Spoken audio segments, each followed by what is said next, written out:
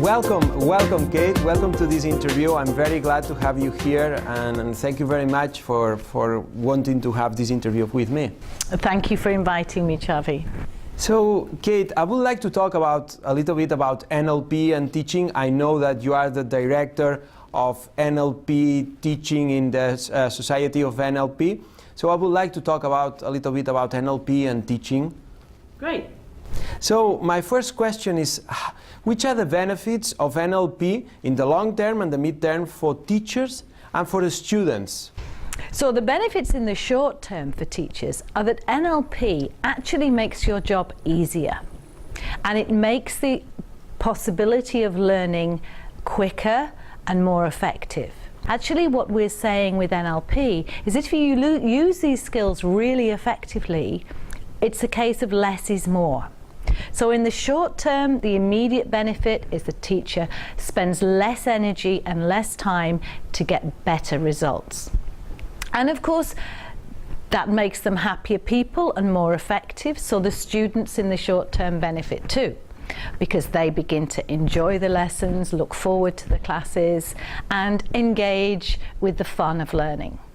And in the long term, really importantly, is the opportunity and the ability to utilize NLP to raise achievement.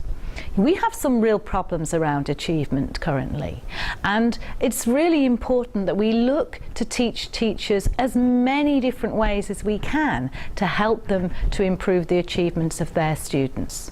They work really hard, teachers, and we want to do as many things as we can to make life a little bit easier for them.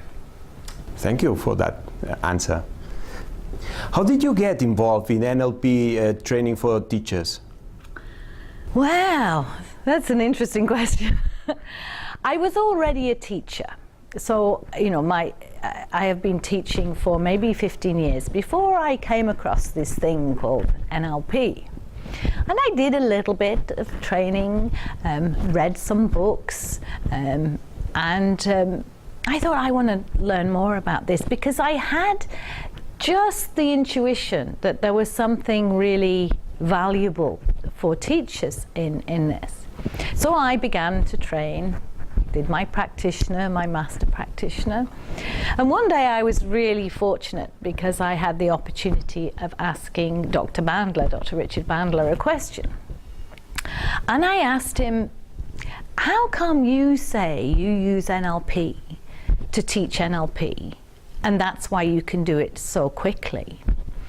And we're not using NLP to teach everything else, maths, English, science.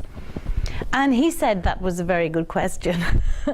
So I then set about, with a great deal of support from him, I may say, to really begin to find the applications. At the time when people said, how are you using NLP? I would say, I'm using NLP in teaching and learning.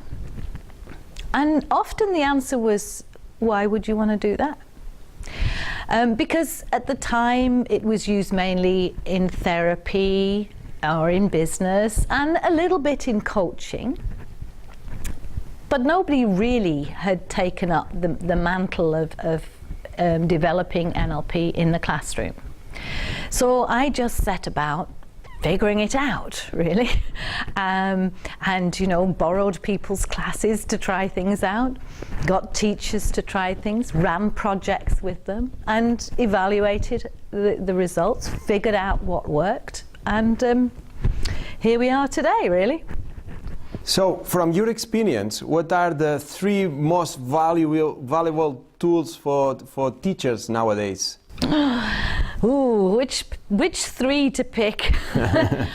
People often don't learn straight away when they begin to train and require some building blocks. But the most important one is the ability to install strategies, to understand how learning strategies work, how to elicit a great strategy, and how to install it in one student or a group of students. Because when we really understand how somebody learns something and we work out the component parts of that process, then we make learning elegant. Learning itself, or to learn, is quite a generalized verb anyway. So if I say to you, Chavi, go and learn this list, then you have to go and think for yourself, well, shall I make pictures of it, or shall I say it over and over to myself, or how can I do this? And you will learn it maybe by trial and error. Maybe you're lucky and you hit upon a really good strategy. But maybe you borrow another strategy from something else and think, well, that worked with this, so maybe it'll work with this. Maybe it's not the best strategy. Teachers don't have to be the absolute expert in their field. In fact, some of the best teachers are better because they're not the absolute top of their field.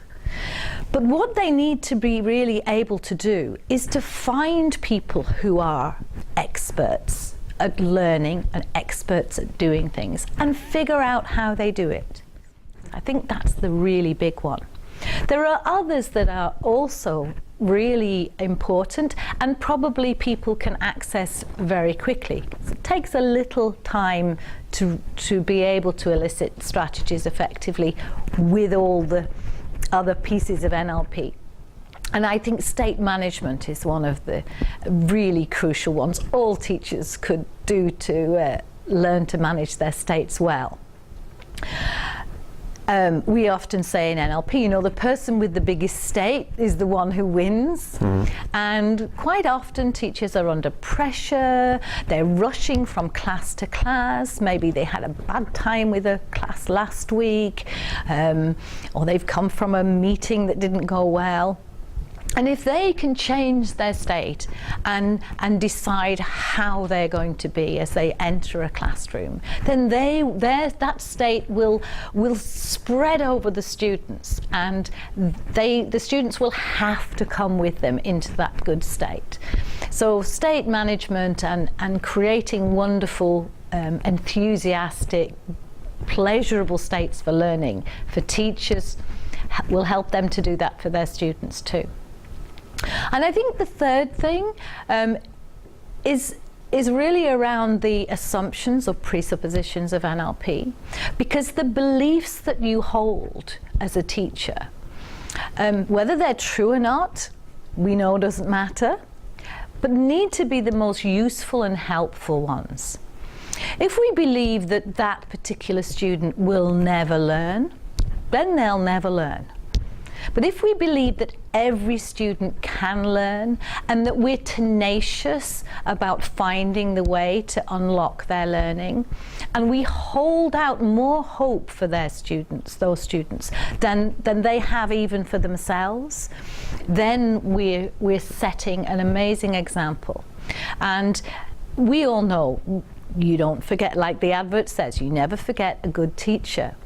And those are the good teachers who were enthusiastic, who believed in us, who had hope for us, who we trusted because we believed that they would do the best for us, and so did they. So I think those assumptions of NLP, adapted for the classroom, adapted for the teachers, are really helpful ways forward. The two kind of teachers that I never forget, that the teachers that made me feel really well in class, that made me feel safe, as you said, and the ones that they terrified me, that made me be there in fear of going in front of the class and having to solve a kind of exercise. So it seems that the state of the student, not just the good states, but be aware of the bad states. Apparently, it's also important in the learning process and the teaching process too, I guess. Absolutely. And you know, teachers who teach through fear almost guarantee that no learning takes place. So if you want to make sure that somebody doesn't learn something, scare them. I was really quite good at languages when I was younger, until I had a language teacher who I was very, very scared of. Because we know that the chemicals created by fear literally stop the brain working well. And so the student cannot learn. Whereas the chemicals that are created by fun and laughter and smiling and comfort, those chemicals enable learning to happen. So we will remember both ends of the spectrum always. And we want more of them to be that really great teacher.